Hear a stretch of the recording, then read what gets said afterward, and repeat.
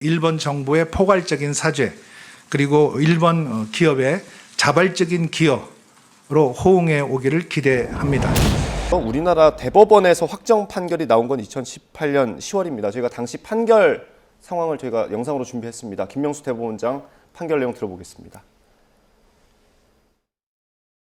원고들의 손해배상 청구권은 일본 정부의 한반도에 대한 불법적인 식민 지배 및 침략 전쟁의 수행과 직결된 일본 기업의 반인도적인 불법행위를 전제로 하는 위자료 청구권, 이른바 강제동원 위자료 청구권입니다. 이러한 강제동원 위자료 청구권은 청구권 협정의 적용 대상에 포함된다고 볼 수 없습니다.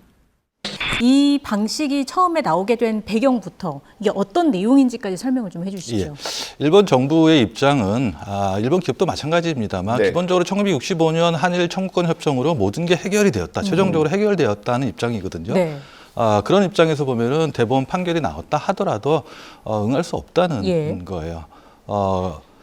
이게 결국 중요한 거는 우리에게는 좀 불편한 진실일지 모르겠지만 네. 한국 정부 사법부 또 일본 정부 사법부의 입장이 정반대 같지 않다는 거거든요. 그런 의미에서 본다면 우리 정부는 상당히 곤욕스러웠을 거예요. 어떤 해법을 마련한다는 게요. 네. 사법부에 대해서 관여할 수도 없고 그런 과정에서 그러면 누가 실제로 피해자와 유족들은 있는데 누가 피해자를 구제할 것이냐와 관련해서 지난 문재인 정부 때는 일본 정부가 대법원 판결 이후에 외교적인 협의를 하자 혹은 네. 중재위원회를 구성하자 이런 여러 가지 제안을 했습니다. 응하지 않았어요. 네. 그러다가 윤석열 정부 출범 이후에 우리 정부가 적극적으로 일본 정부와 협의를 했고 또 피해자나 유족단체들 또 전문가들의 의견도 수렴해서 이제 가장 적절한 해결 방안이라고 지금 상황에서 내세운 게 이제 제3자에 의한 변제거든요. 예. 제3자라는 건 일본 기업이 아니라 누군가 하는데 그 제3자라는 게 우리 행안부 산하에 일제 강제동원 피해자 지원 재단이라는 예. 곳이 있어요. 네. 이 재단에서 일본 기업을 대신해서 피해자에게 보상을 하겠다 네. 하는 것이거든요. 예, 구체적인 건 오늘 발표가 어떻게 나올지 봐야 될 것 같고요. 이 피해자들이 줄곧 요구했던 건 진심 어린 사과 아니겠습니까? 예. 지금 거론되는 방법은 이전에 있었던 김대중 오부치 선언을 계승한다 정도가 될 것 같더라고요. 이 정도를 피해자들이 수용할 수 있을까요? 글쎄요, 아마 그 피해자나 유족들의 입장에서 본다면 부족하다고 생각하실 수 있을 것 같아요. 또 진심 어린이라는 그런 말이 있는데 어떤 것이 진심이 담겨져 있는 거냐 하는 것도 우리하고 일본 측하고 좀 다를 수가 있어요. 네. 소위 말해서 일본에서는 사죄 필요라는 것이 있어요. 언제까지 우리가 사죄를 해야 하느냐. 한국에서 정권이 바뀔 때마다 역사 문제에 관해서 사죄를 요구할 때마다 우리가 사죄를 해야 하냐는 그런 문제 제기가 있었어요. 예. 2015년 8월 14일 날 소위 이제 아베다마라는 게 네. 그 발표가 됐는데 당시 아베 총리는 기존에 일본 정부가 발표한 1995년의 무라야마 다마라는 것도 있고 또 한일 관계에서는 김대중 오부치 공동선언도 있거든요. 또 2005년에는 고이즈미 다마라는 것도 있어요. 또 일본국 위안부 간에서는 고노다마라는 것 다양한 다마가 있는데 예. 이런 그 역대 정부가 내세웠던 역사 인식은 계승하겠다. 그러니까 본인의 입에서는 과거에 대해서 통절한 사죄와 반성을 하지 않았지만 기존의 정부가 했던 입장을 계승하겠다. 하는 거를 표명을 했어요. 예. 다만 기존에 담화하고 다른 거는 지금의 일본 그 인구 비율을 보면은 전쟁과 무관한 전후 세대가 80% 이상이다. 그렇기 때문에 언제까지 사죄를 하게 해서는 안 된다 하는 거를 발표를 동시에 포함이 되어 있었어요. 예. 그런 의미에서 본다면 조금 우리한테는 언제라도 우리가 요구할 때마다 사죄와 반성을 표명하는 거는 좀 무리라 하더라도 굳이 그런 말까지 담화에 포함해야 하느냐 하는 의문을 제기할 수 있는데 일본 국민들의 입장에서 본다면은 여러 번에 걸쳐서 사죄를 했는데 한국 측은 너무 지나치다. 정권이 바뀔 때마다 국내에서 어떤 정치적인 움직임에 있을 때마다 사죄를 요구하는 거는 거기에 우리가 응하는 게 과연 바람직하냐. 사죄 의견은 불필요하다. 이런 얘기. 엄중한 세계 정세의 변화, 한미일 안보협력이 그 어느 때보다도 강조되는 시점, 또 미래 세대의 양국 간의 교류에 대한 어떤 기대, 열망, 이런 것들이 종합적으로 고려된 어떤 해법 모색이 아니었을까. 윤석열 정권이 결국 역사 정의를 배신하는 길을 선택한 것 같습니다. 가해자의 진정한 사죄와 배상을 요구하는 이 피해자들을 짓밟는 2차 가해입니다. 가히 삼전도 구력의 버금가는 외교사 최대 치욕이자 오점이 아닐 수가 없습니다. 누가 국가의 자존심을 다 내팽개치고 돈 몇 푼 받아오라고 시키기라도 했습니까? 피해 당사자가 가해자 일본의 사과 없는 우리 정부 주도의 3자 변제는 필요 없다고 반대하고 대다수 국민이 과거 청산 없는 미래 지향은 허구라고 질타하고 있습니다.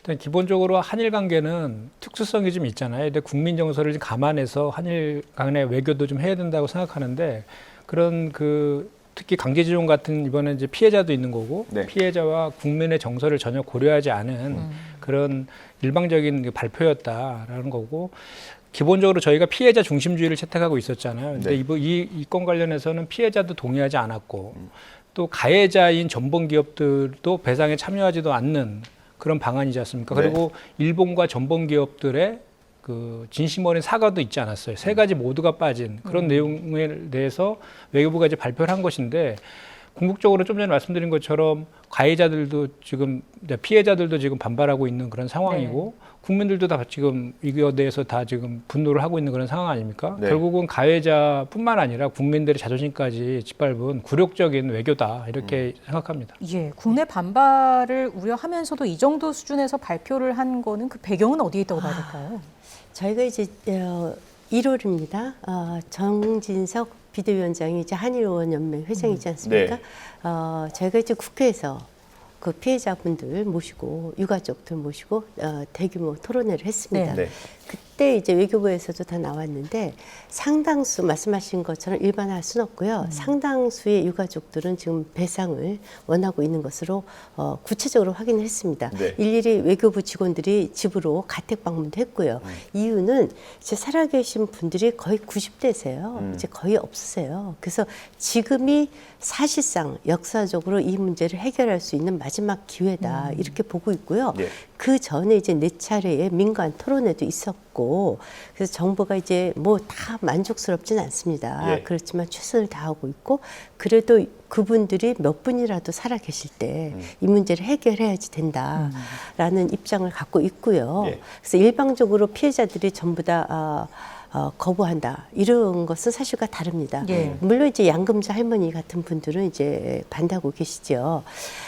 상당히 좀 지적할 부분은 우리 역대 대통령 중에 가장 한일 관계 문제를 풀려고 애쓰셨던 분은 민주당 출신의 김대중 대통령이셨습니다. 그분이 이제 취임하시자마자 한 달 만에 일본 의회 방문하셔서 네. 그 연설도 하셨고요. 김대중 오부치 선언을 이끌어내지 않았습니까? 네. 그 선언에 보면 이제 일본 정부의 통렬한 반성과 그 진심 어린 사죄라는 표현도 받아냈죠, 당시에. 그런데 그리고 또한 그 다음에 노무현 대통령까지도 그 한일 관계 문제 해결에 굉장히 애를 쓰신 대통령으로 기록이 되고 예. 있습니다. 이것이 흐트러진 것이 이제 문재인 전 대통령 때 한일 관계가 전부 다 흐트러졌죠. 예. 대법원 판결 이후에 아시다시피 한일 관계는 최악으로 네. 치달았는데요.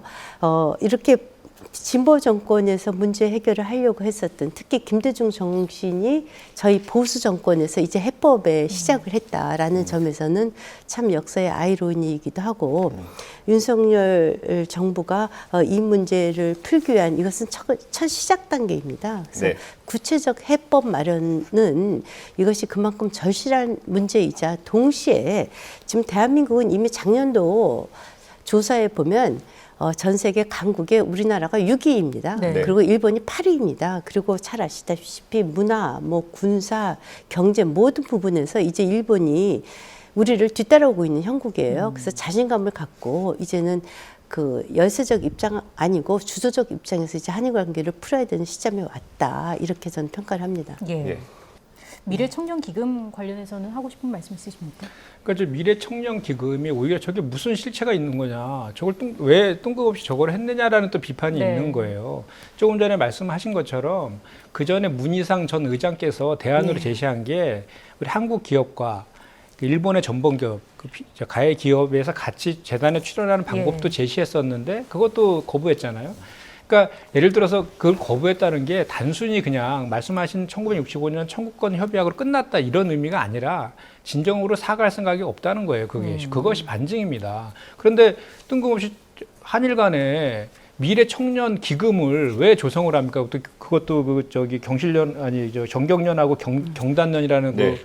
저 경제인 단체가 네. 그것이랑 우리 이거 강제징용 이 피해 보상과 무슨 연관이 있느냐는 거죠. 그냥 이것을 뭔가 덮기 위해서 하나 그냥 그러니까 사과는 하기 싫고, 그러니까 그냥 형식상 그냥 양국 간의 그 경제인 단체들이 기금 출연해가지고 그 모양을 갖추려고 하는 것으로밖에 보이지가 않는다는 거죠. 그리고 아까 그 김대중 오부치 선언 말씀하셨잖아요. 네. 그 관련해서 김대중 대통령이 비서실장 하셨던 박지원 전 원장께서 엄청 비판했잖아요. 그 정신을 팔지 마라라고. 왜냐하면 그거는 정말로 통절한 반성과 마음으로부터의 사과가 전제된 것이거든요. 근데 지금 현재 정부의 대안은 순서가 완전히 바뀌어 있다는 겁니다. 통절한 반성과 사과가 전제되지 않은 우리나라가 먼저 지금 대안을 제시하고 일본한테 읍소하는 꼴이잖아요. 네.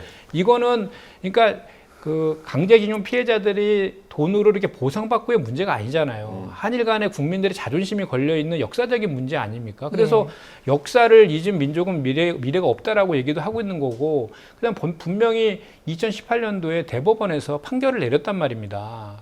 그래서 그 판결에 따른 대법원의 판결조차도 지금 정부가 지금 어기고 있는 그런 형국이거든요. 네. 그렇게 법과 원칙을 강조한 정부에서 오히려 우리나라의 대법원 판결을 존중해줘야 되는 거 아니겠습니까? 네. 예. 이제 알겠습니다. 2018년도에 대법원 판결을 이제 개인 청구권을 인정한 거죠. 네. 그것에 대한 해법을 찾았다. 네. 이렇게 이해해 주시면 좋겠고요. 우리 정부뿐만이 아니라 일본 기시다 정부도 당시 김대중 오부치 정권에서 말했던 그 통절한 그 반성과 진심 어린 사죄를 네. 그대로 계승하겠다라고 분명히 밝혔습니다. 예. 그리고 이제 일본이 4월에 선거를 앞두고 있어요. 근데 이제 그 전후로 아마 이제 한일 정상회담이 있지 않을까. 예. 그럴 때 이제 보다 진전된 대화가 오갈 수 있다고 보여집니다. 네.